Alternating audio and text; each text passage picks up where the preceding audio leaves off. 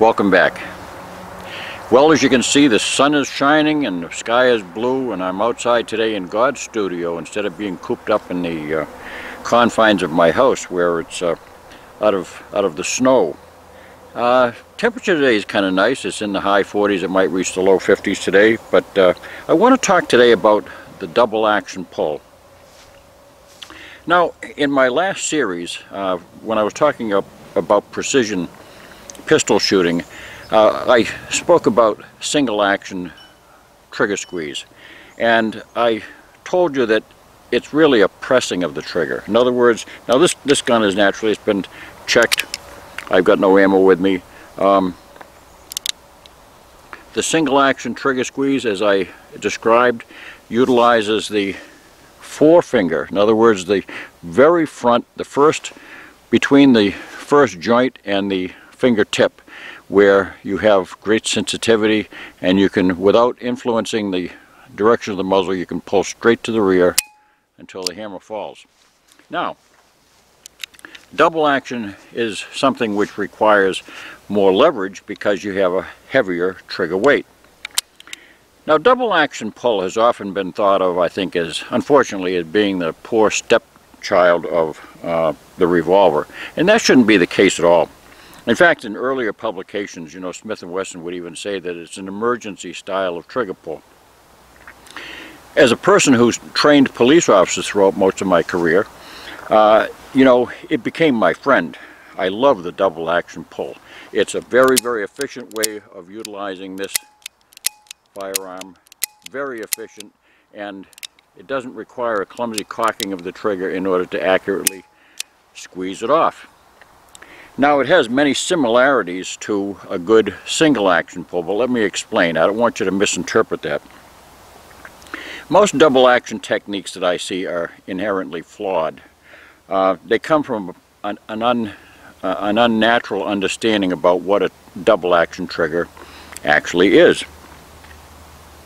A double action trigger is simply another way of pulling the hammer back so it falls without having to manipulate the hammer manually.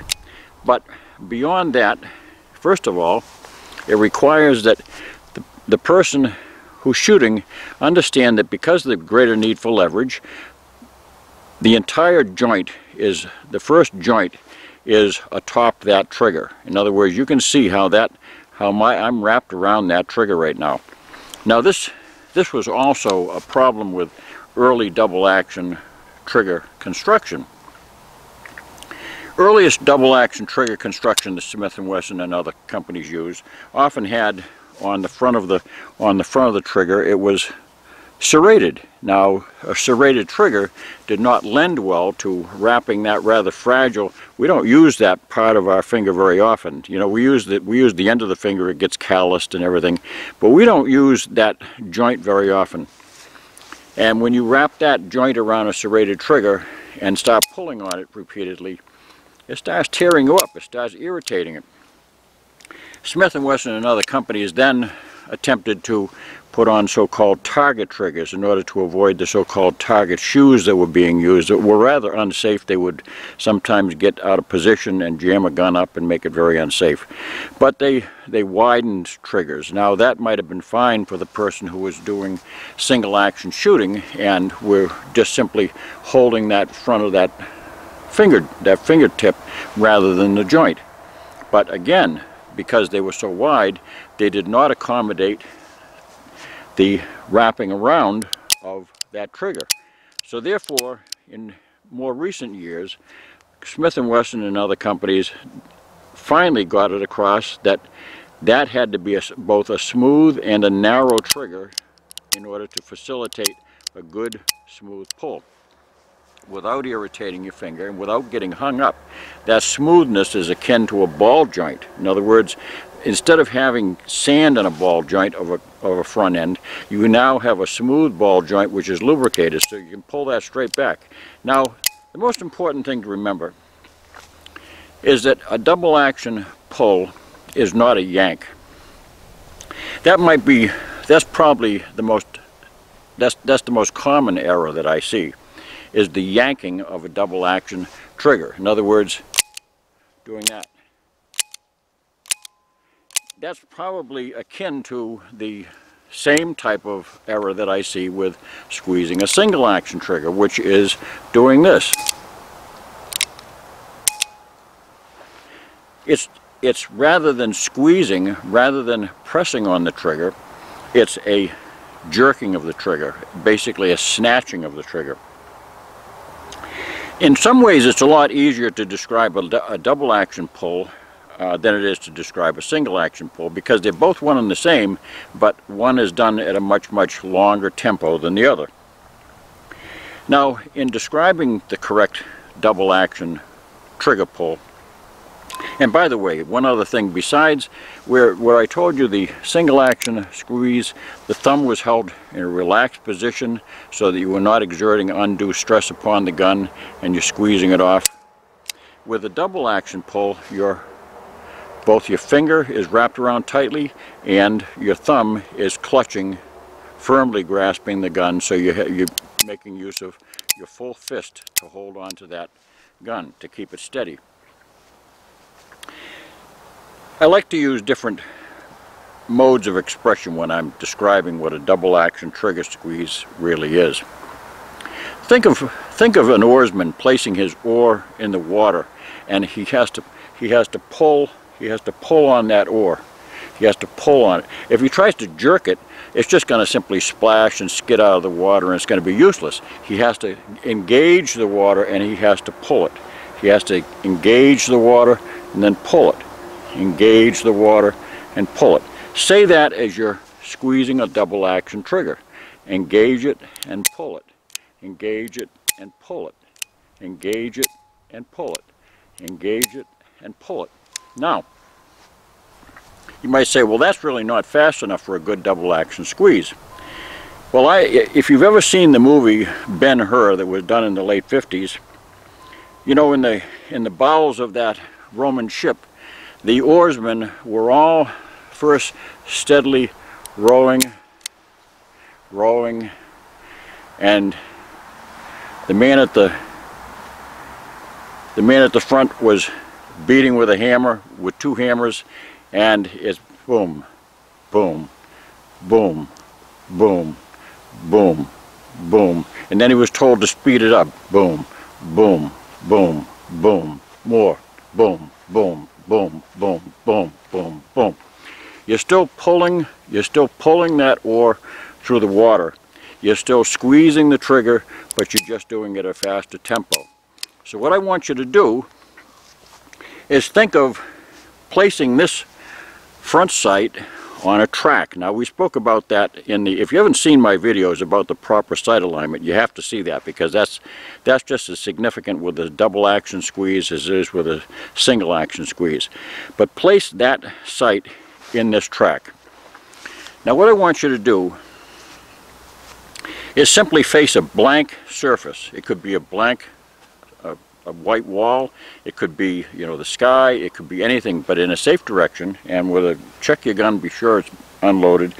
And what I want you to do is to pretend that that front sight is on a track, and you have to maintain that sight on a track without derailing it. It has to come through that rear sight, maintaining that sight alignment the entire way. Now, avoid a common mistake. Years ago, I ran across a number of people who would tell me, well, what they do is they have this technique where they squeeze it back to where they can feel it kind of click, and then they squeeze it off like it's a single action squeeze. Well, that's not a double action squeeze. That's basically, first of all, they've got a gun that's messed up, because this gun does not have a click stop. It doesn't have. If you have what's called a sear click, that's the sear that's attached to the hammer. If you have a sear click, that's creating that creates that little stop there. And also that can be created if you have poorly cut ratchets or an improperly butchered up hand. A proper trigger squeeze on any double action should be one smooth pull to the rear. It can be at any speed, but it's got to be one pull to the rear. I want you to see this pull. As I pull that front sight through the track, I'm just simply keeping a straight on line, And you can squeeze it up, you can fire as fast as you want, as long as you maintain that tempo and you don't snatch at the trigger. Squeeze as fast as you want. You know, it's like the golfer. You can swing as hard as you want, as long as you don't lose, lose your cadence, and as long as you don't forget to turn over your wrists. All those things still apply. Speed has nothing to do with loss of effectiveness and accuracy. Now, a drill that I want to also give you is to learn how to do it just as I was doing it, with one hand. Because things become magnified with one hand. You can maintain a very good trigger squeeze with one hand, and also at the same time maintaining a very good sight picture. You are endeavoring to remember to keep those sights perfectly aligned at the instant that the hammer is falling. That's the only time it matters, when that hammer falls, and when you are releasing your trigger for the next shot. You're also maintaining that same sight picture. You never stop maintaining that sight picture. That's the key. You don't jerk it. You don't try to find a sweet spot in the middle of that squeeze where you can make believe it's a single action squeeze, and you never, whatever you do, you never jerk at the trigger. Once you've mastered being able to do it with one hand, move it to the other hand and work with that hand. Now, that's going to feel very foreign to you at first. But when you get used to shooting with your left hand, or your off hand if you're a lefty, you'll be just as comfortable shooting with either hand. That's how we taught our officers to shoot.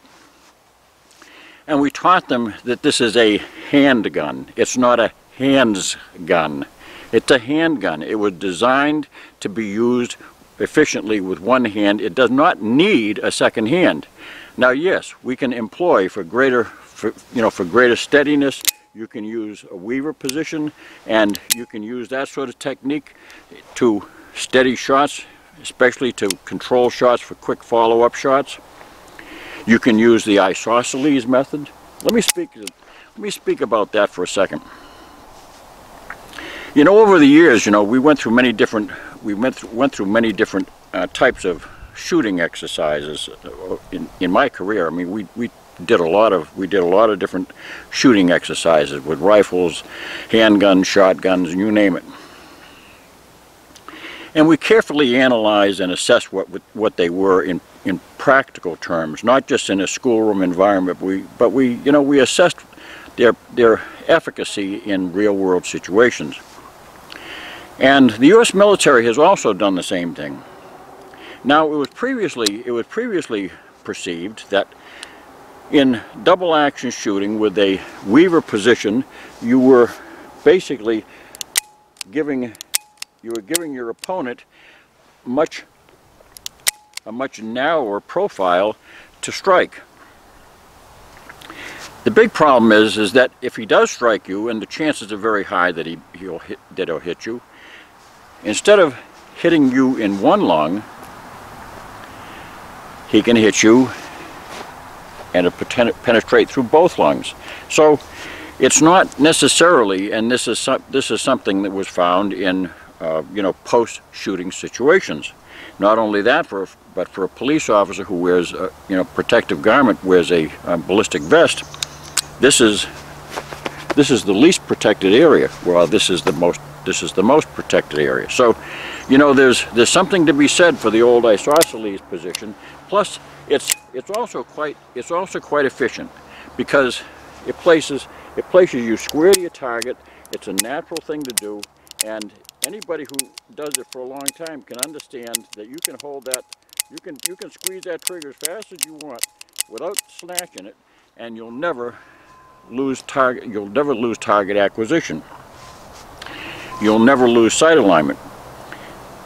Developing strength with your finger, your trigger finger, is essential to a good double action squeeze. So as I say, I want you to stick this hand behind your belt or in your pocket, and I want you to just practice against a blank wall, just dragging that trigger. Start out slowly, don't try to speed it up, just drag it back slowly, maintaining a perfect sight picture, and then as you feel more comfortable, you can start speeding it up.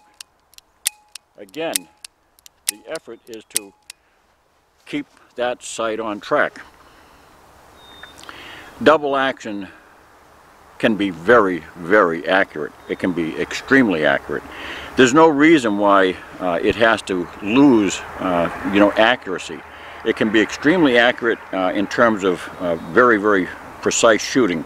Now, it certainly does not replace a good single action squeeze. However, a lot of departments, I think New York City Police Department many years ago, I don't know if it's still their practice, but of course they don't use double action revolvers anymore. They've gone to striker fired handguns.